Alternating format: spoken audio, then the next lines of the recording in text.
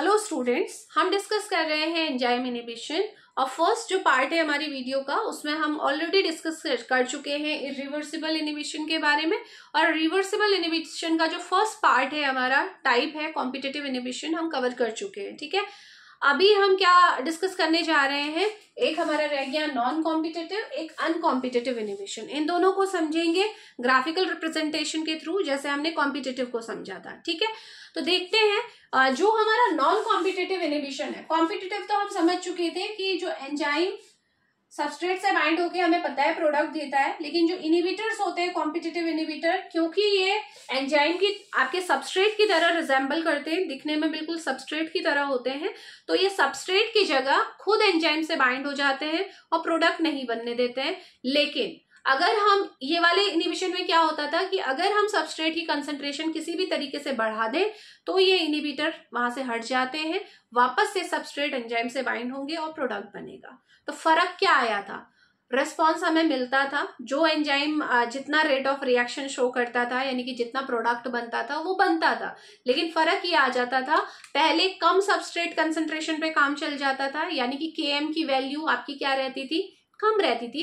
लेकिन competitive inhibition में फिर हमें क्या करना पड़ता था, सबस्ट्रेट की कंसंट्रेशन को बढ़ाना पड़ता था to get the same response, है ना, यानी कि Km की वैल्यू भी बढ़ जाती थी। ये मैंने पहले समझा चुकी हूँ आपको। ठीक है, अब देखते हैं हम नॉन कॉम्पिटिटिव इनिबिशन कैसा होता है। भाई रिवर्सिबल का टाइप है, यानी कि इस इनिबिशन को भी रिवर्स किया जा सकता है। ठीक है, ऐसा नहीं है कि एक एंजाइम अगर इन इनिबिटर से बाइंड हो जाएगा तो वो बिल्कुल अब किसी काम का नहीं है, ऐसा नहीं है, वो बाद में एंजाइम फ्री भी हो जाता है। ठीक है, देखिए नॉन कॉम्पिटिटिव हम पहले कर रहे हैं, तो नॉन कॉम्पिटिटिव इसे हटा रही है यहां से, है ना। पहले हम नॉन कॉम्पिटिटिव को समझते हैं, फिर अनकॉम्पिटिटिव में आ जाएंगे। तो नॉन कॉम्पिटिटिव देखो दो टाइप के होते हैं, याद रखिएगा, नॉन कॉम्पिटिटिव भी दो टाइप के होते हैं। एक तो होता है pure non competitive inhibition, NCI लिख रही हूं मैं इसे, प्योर नॉन कॉम्पिटिटिव इनिबिशन। एक होता है मिक्स्ड नॉन कॉम्पिटिटिव इनिबिशन, दोनों टाइप के होते हैं। ठीक है, तो देखें दोनों में क्या डिफरेंस है। देखो पहले मैं ना प्योर को डिस्कस कर रही हूँ, और ऐसा करते हैं ये दोनों के टाइप के थ्रू मैं वो बाद में बताऊंगी, पहले नॉर्मल नॉन कॉम्पिटिटिव इनिबिशन को समझो। ठीक है, ये हमारा एक एंजाइम है, ठीक है, ये एंजाइम है E। अभी हमें क्या पता था कि ये एंजाइम जो है ये इसका सबस्ट्रेट है। ठीक है, ये सबस्ट्रेट है, तो होगा क्या,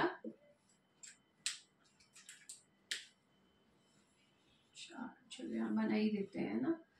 देखो होता क्या था कि एंजाइम के साथ सबस्ट्रेट बाइंड होता था, नेचुरली तो यही होता है, और हमारा प्रोडक्ट बन जाता है और एंजाइम फ्री हो जाता है, यही होता है।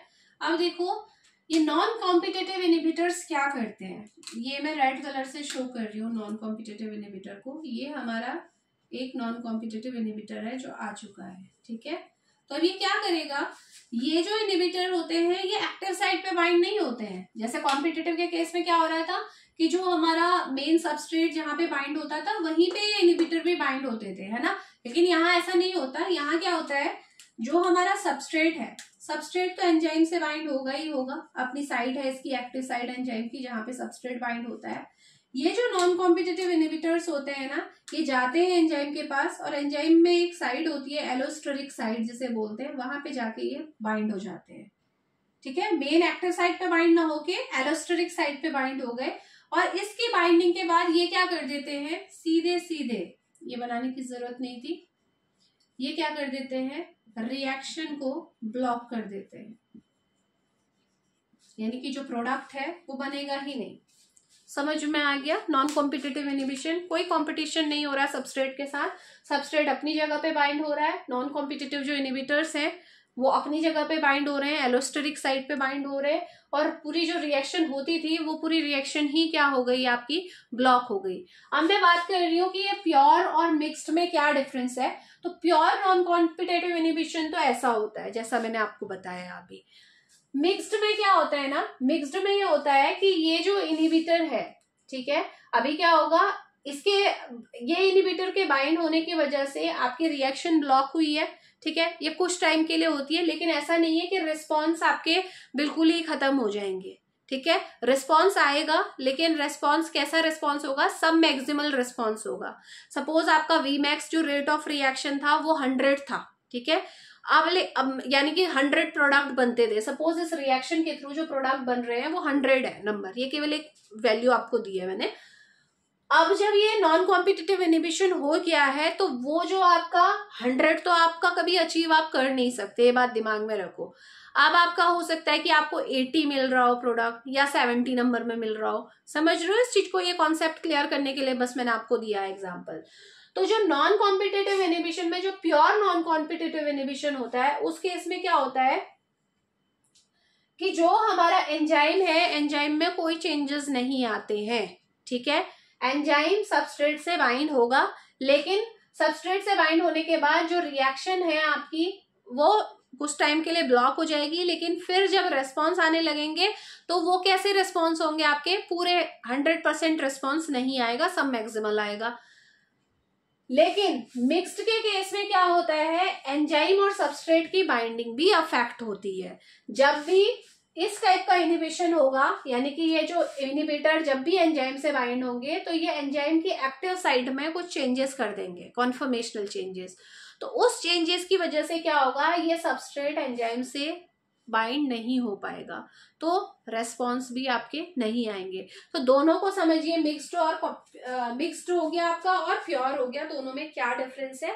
तो आप कह सकते हो कि जो आपका क्या है, प्योर है, प्योर के केस में जो एंजाइम और सबस्ट्रेट की बाइंडिंग है वो बिल्कुल भी अफेक्ट नहीं हो रही है, जैसे वो पहले बाइंड होते थे वैसे ही बाइंड हो रहे हैं।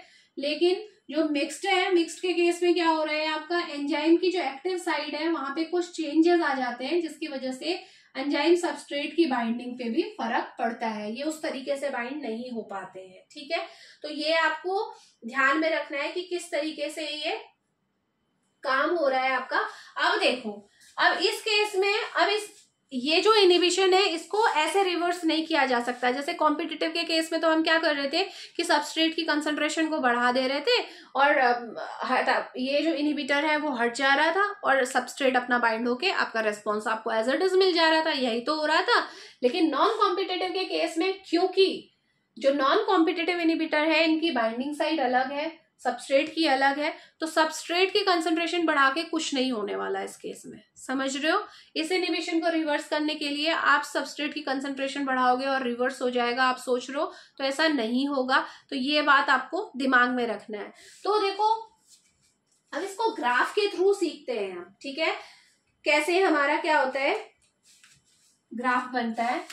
अब आप बोलोगे मैम रिस्पॉन्स कैसे आएगा। सपोज ये वेसल है, वेसल के अंदर ये रिएक्शन चल रही है, एंजाइम सबस्ट्रेट कॉम्प्लेक्स के थ्रू सबस्ट्रेट मिलते हैं, कॉम्प्लेक्स बनता है और फिर प्रोडक्ट बनता है, यही रिएक्शन होती है, ये चल रही है। अब ये थोड़ा है जो नॉन कॉम्पिटिटिव इनिबिटर अगर आप इसमें डालोगे, NCI अगर आपने इसमें ऐड कर दिया, तो ऐसा थोड़ा है कि सारे के सारे एंजाइम के साथ ये बाइंड हो गया होगा, है ना। कंसंट्रेशन एंजाइम तो बहुत सारे होते हैं और आप जानते हो एंजाइम को सैचुरेट करना इतना आसान नहीं होता है, जो मैंने निकोलस मेंटन में आपको बताया हुआ है। एंजाइम सैचुरेशन बहुत ही आपका क्या है, डिफिकल्ट टास्क है। तो अगर आपने इनिबिटर इसमें ऐड कर दिए हैं तो इसका मतलब ये नहीं कि सारे एंजाइम इनिबिट हो गए हैं, एंजाइम अभी भी है, ये रिएक्शन चलेगी, प्रोडक्ट बनेगा, लेकिन इन इनिबिटर्स की वजह से जो एंजाइम इनिबिट हो चुके हैं, ठीक है, उनको रिवर्स होने में टाइम लगेगा।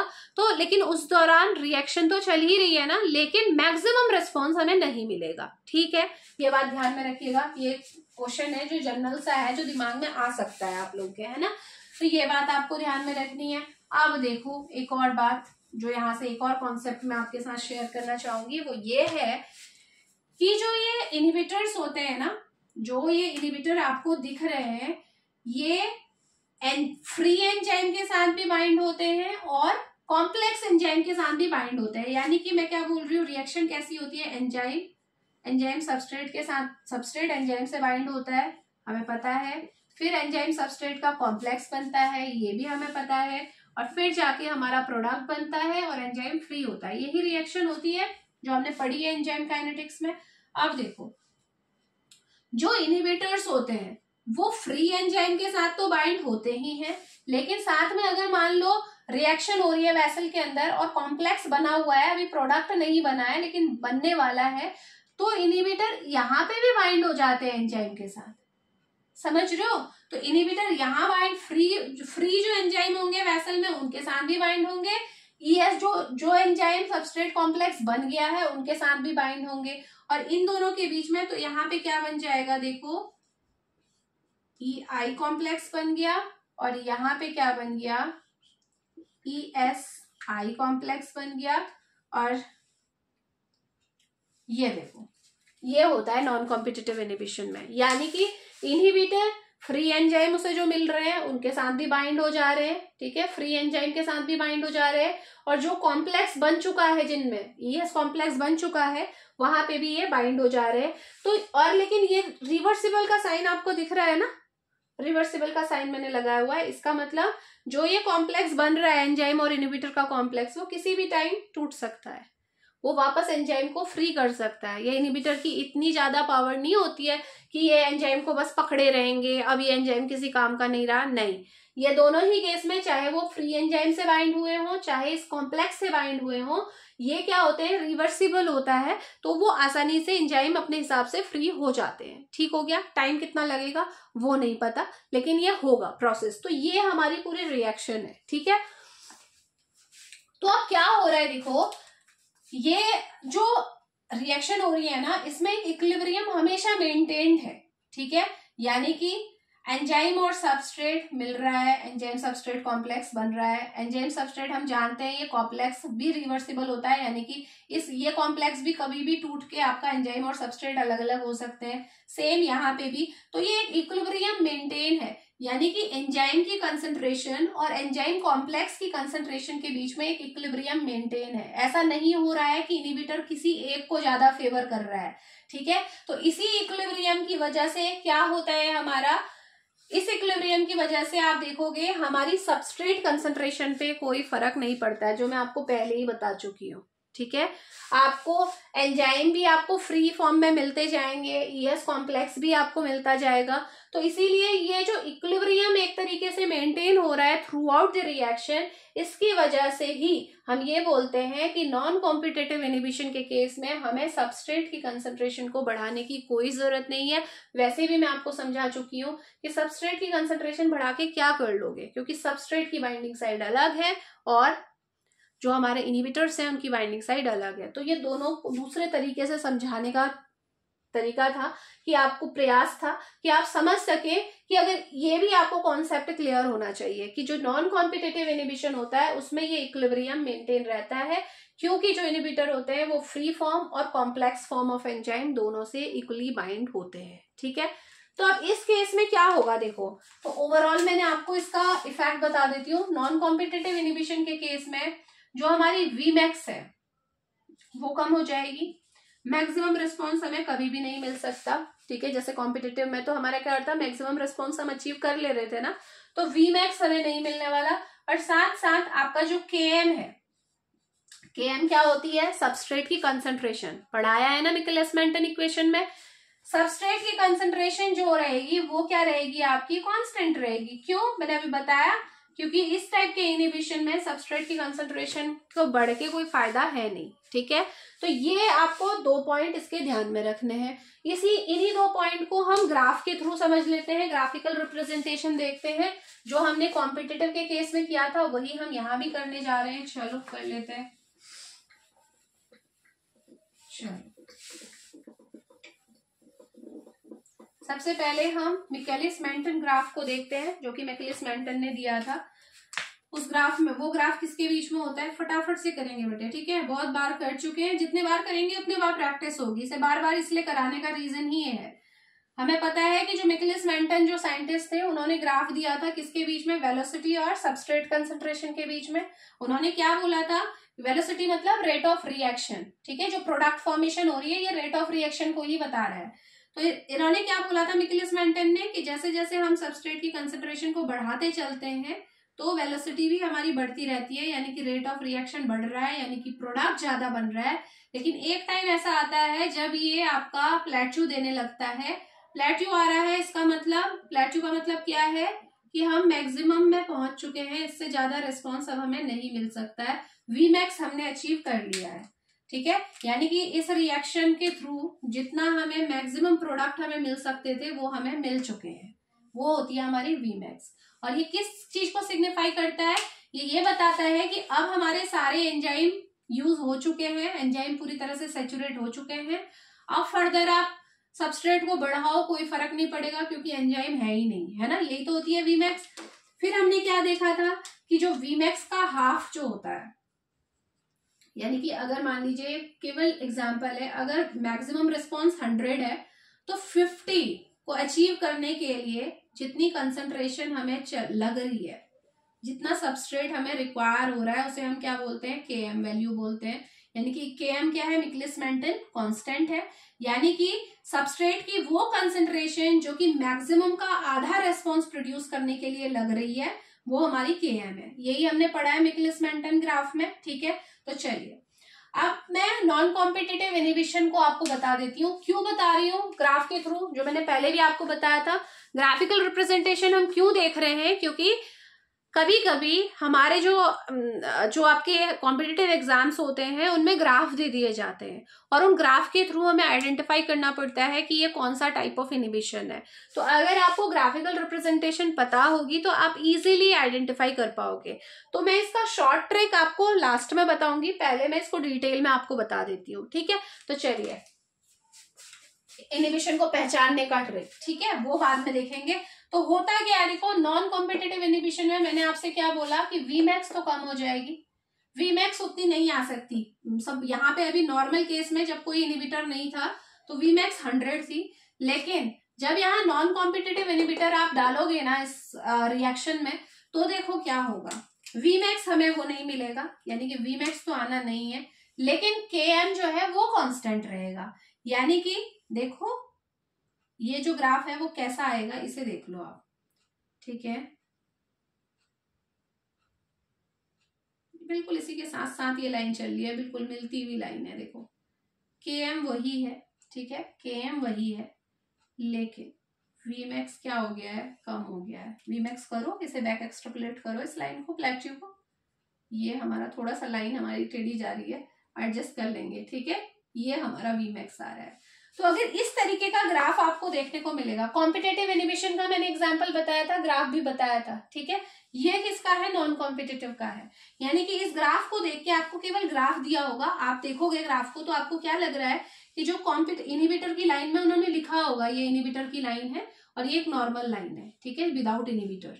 तो आप इनहिबिटर की लाइन को देख रहे हो ग्राफ को, तो आपको क्या लग रहा है कि Vmax कम होता हुआ दिख रहा है आपको, ठीक है, आपने लिख लिया अभी Vmax कम हो गया है। दूसरा आपने क्या देखा, जो Km है अभी भी सेम है, यानी कि हाफ ऑफ रिस्पॉन्स को हमने देखा तो इस लाइन में सेम वहीं पे कट कर रहा है जहां पे नॉर्मल के केस में हो रहा था। अब सीधे सीधे समझ जाइए, अगर ऐसा केस आपको कहीं दिख रहा है यानी कि Vmax कम हुआ है और Km कांस्टेंट है, तो आप समझ जाइए किसका है, नॉन कॉम्पिटिटिव इनहिबिशन का ग्राफ है, ठीक है। कॉम्पिटिटिव में आपने क्या देखा था, Vmax तो कांस्टेंट था, आपका Vmax सेम हो रहा था, लेकिन जो Km की वैल्यू थी वो बढ़ गई थी क्योंकि ज्यादा सबस्ट्रेट कंसंट्रेशन वहां पे रिक्वायर्ड हुई थी इनहिबिशन को रिवर्स करने के लिए, ठीक है। तो वो आप कॉम्पिटिटिव में आपने देख लिया था। तो ये तो हो गया मिकलिस मेंटन ग्राफ। अब दूसरा ग्राफ बनाओ, चलो ये हमारा सेकेंड ग्राफ है, कौन सा है, लीनवीवर बुर्क प्लॉट, ठीक है, ये वो प्लॉट है, इसे मैं थोड़ा सा और सेंटर में लेके आती हूँ, ये है। तो ये प्लॉट कैसा होता है, इसमें हमारी क्या आती है, इस प्लॉट में हमारी एक स्ट्रेट लाइन आती है इस तरीके से, ठीक है, ये मैं सारा डिटेल में नहीं बताऊंगी, आप प्लॉट आपको मैंने अलग से पढ़ा रखा है, आप उसमें पढ़ सकते हो, कोई प्रॉब्लम नहीं है ना। ये वो प्लॉट है, ये एक लीनियर आपकी लाइन आपको दिख रही है, ठीक है। और ये जो प्लॉट होता है किस किस के बीच में होता है, क्विकली देखो, 1/s, ठीक है, सबस्ट्रेट की कंसंट्रेशन का रिवर्स हमने किया है, 1/v वेलोसिटी का रिवर्स है, इन दोनों के बीच में ये ग्राफ प्लॉट होता है। और ये हमारी जो लाइन है, जो ये लाइन आपको दिख रही है लीनियर लाइन, ये y एक्सिस है, ये x एक्सिस है, ये -x एक्सिस हो गया। तो y एक्सिस में जो ये लाइन जहां पे इंटरसेक्ट हो रही है, ये पॉइंट, ये क्या होता है हमारा, ये पॉइंट क्या है, 1/1 Vmax है। और यही लाइन x एक्सिस में जहां इंटरसेक्ट हो रही है माइनस साइड में, वो क्या है हमारी, 1/Km के एम है, ऑब्वियसली माइनस साइड में है तो ये वैल्यू माइनस में होगी। ये मैं पहले भी बता चुकी हूँ। लीन-वीवर-बुर्क प्लॉट को आप डिटेल में पढ़िए, वहां से आप इसका एक एक पॉइंट समझ जाएंगे। ठीक है, अभी मैं सिंपल आपको समझाने की कोशिश कर रही हूँ कि इनहिबिशन में, नॉन कॉम्पिटिटिव इनहिबिशन में ये प्लॉट आपको कैसा दिखाई देगा। तो देखो हमने क्या देखा, नॉन कॉम्पिटिटिव इनहिबिशन में Vmax कम हो रहा है, ठीक है, और Km कांस्टेंट है।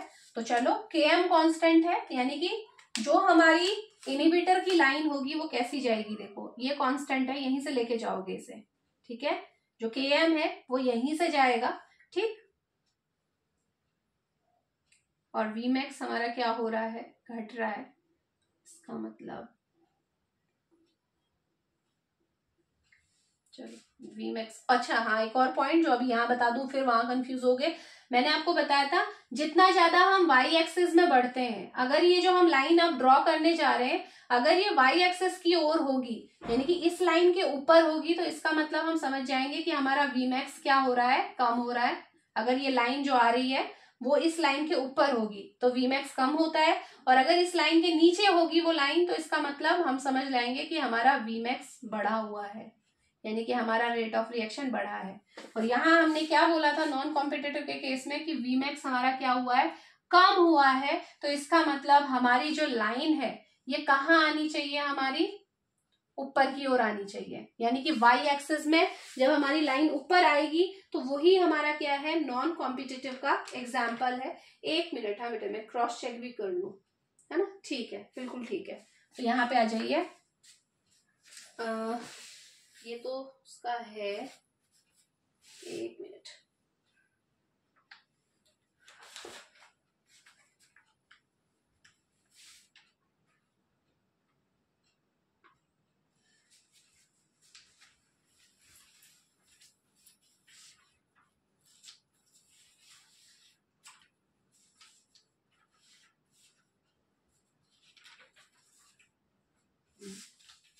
चलिए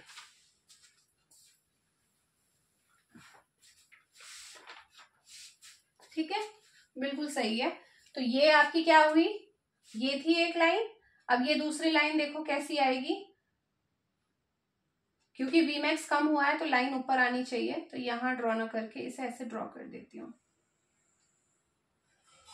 ये देखो अगर इस तरीके का ग्राफ आपको दिखेगा, यानी कि ये ग्राफ कैसा है, वी शेप्ड है। अब आ जाओ ट्रिक में, ठीक है, ये देखो ये क्या बता रहा है, देखो पहले तो इसे समझ ही लो। ये हमारी नॉर्मल जब रिएक्शन हो रही थी उसकी लाइन है, ठीक है, लीन-वीवर-बुर्क प्लॉट में, और रेड कलर से जो शो की है मैंने वो रिएक्शन है जो इनहिबिटर की प्रेजेंस में हो रही है, तो आई मैंने यहाँ पे लिख दिया।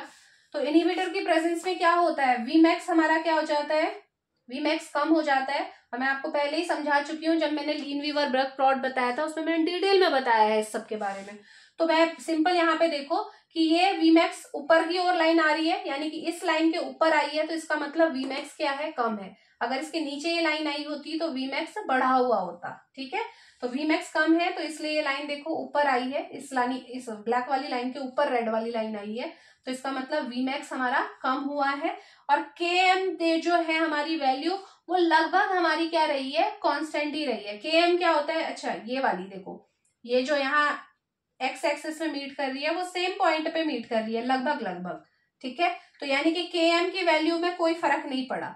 तो अगर आप ट्रिक समझो कि अगर लीन-वीवर-बुर्क प्लॉट आपके सामने है और आपसे पूछा जा रहा है कि ये कौन सा इनहिबिशन है, और आपको दिख रहा है कि दोनों लाइनें एक दूसरे के बिल्कुल क्या जा रही है, वी बनाते हुए जा रही है, वी शेप अगर आपको दिख रहा है दोनों लाइनों का, यानी कि वी मतलब क्या होता है, ओरिजिन एक जगह पे है और फिर वो फैल गई है।